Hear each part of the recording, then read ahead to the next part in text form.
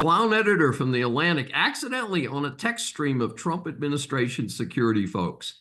Unless you're living under a rock, I'm sure you've heard one of the 20 versions of this story. Recently, one of the first confabs of the whole Trump security crew plus VP Vance were on a text on Signal.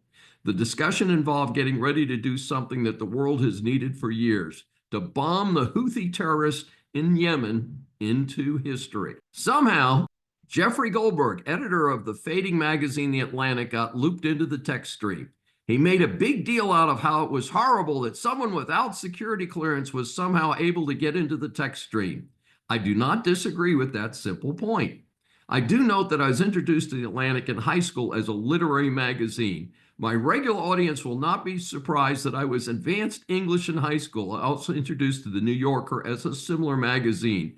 Well, that was a long time ago. Today, both are regarded as mere woke trash, having sold out long ago.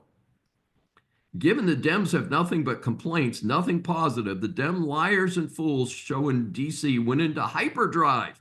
And as luck would have it, security updates were scheduled before Congress at this time. So SignalGate was born. There have been calls by the Dems for the resignation of Mike Waltz as the national security advisor. Trump intelligently said Waltz learned his lesson and let's move on. That is the correct answer.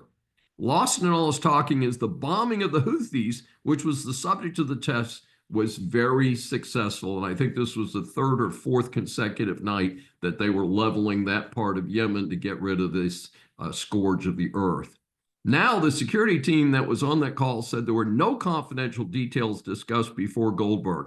I take their word for that, but I would say that there was more discussed than I would like to have exposed to someone like Goldberg. Certainly, given Trump's public announcement of the planned bombing and other recent bombing runs, nothing stunning was discussed here. Goldberg, of course, didn't like being spanked, so he has exaggerated the level of detail he is privy to. I note that I'm unable to read specifically what he wrote since it's behind a paywall, and I surely won't give a penny to the Atlantic.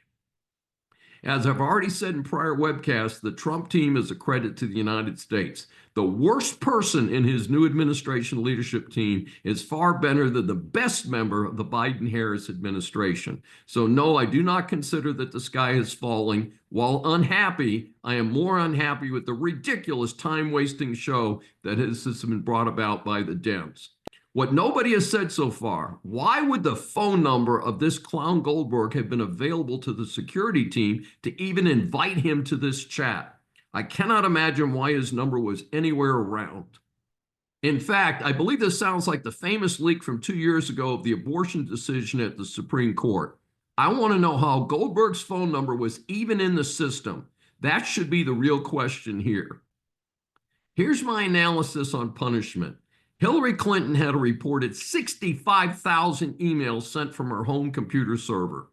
This was a massive and deliberate security violation. If you will imprison her for the rest of her life without parole, I will let you smack Mike Waltz's hand for an error during his first couple weeks on the job.